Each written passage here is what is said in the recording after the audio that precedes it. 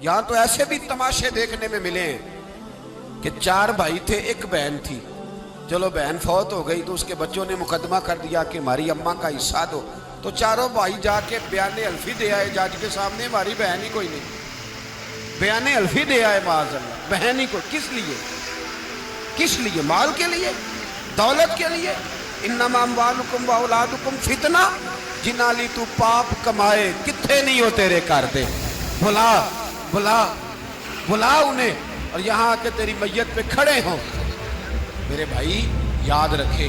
اپنی قبر پہ بوجھ تقسیم وراثت کی سب سے پہلی ضرورت یہ ہے کہ بیٹی کو اس کا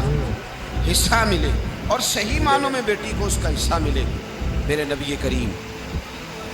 صلی اللہ علیہ وسلم کی خدمت عالی مرتبت میں ایک صحابی تھے حضرت سعد بن ربیع رضی اللہ تعالیٰ،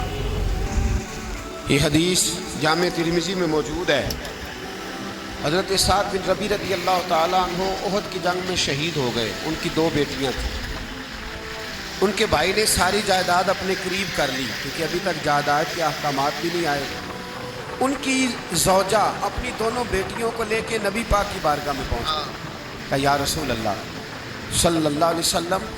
میرے خامد انتقال کر گئے، احد میں شہید ہو گئے، ان کے چچا نے ساری جائیداد پہ قبضہ کر لیا،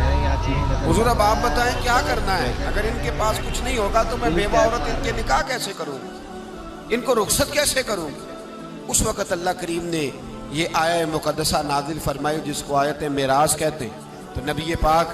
علیہ السلام نے بلایا حضرت سعد بن ربیع رضی اللہ تعالیٰ عنہ کے بھائی کو،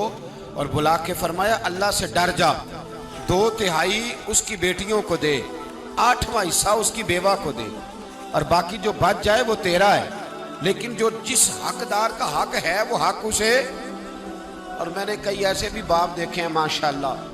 بڑی جائیداد تھی، پر جانے سے پہلے بیٹوں کو بلایا، کہنے لگے ادھر آؤ، مجھ سے نام کرا لو، بعد میں کہیں میرے بھائی نہ اٹھ کھڑے ہوں، کہیں تمہارا بہنوئی نہ دعویٰ کر دے۔ سارا بیٹوں کے نام کر گئے، پیچھے بچ گئی ماں، 8واں حصہ بیوی کا۔ اس حدیث میں جامع ترمذی میں نے عرض کیا، ماں بچ گئی۔ اب وہ بیچاری، بڑا بھائی کہتا ہے چھوٹے کے پاس رہے گی، چھوٹے سے پیار زیادہ ہے، اور چھوٹا کہتا ہے میرے بچے زیادہ ہیں، کمرہ ہی کوئی نہیں خالی، وہ کہاں رہے؟ وہ بوڑھی اماں کدھر جائے بلا؟ اگر سارے بیٹوں کے نام جو کر گیا تھا تو کسی کونے کی کوئی ایک دکان اپنی زوجہ کو بھی دے جاتا،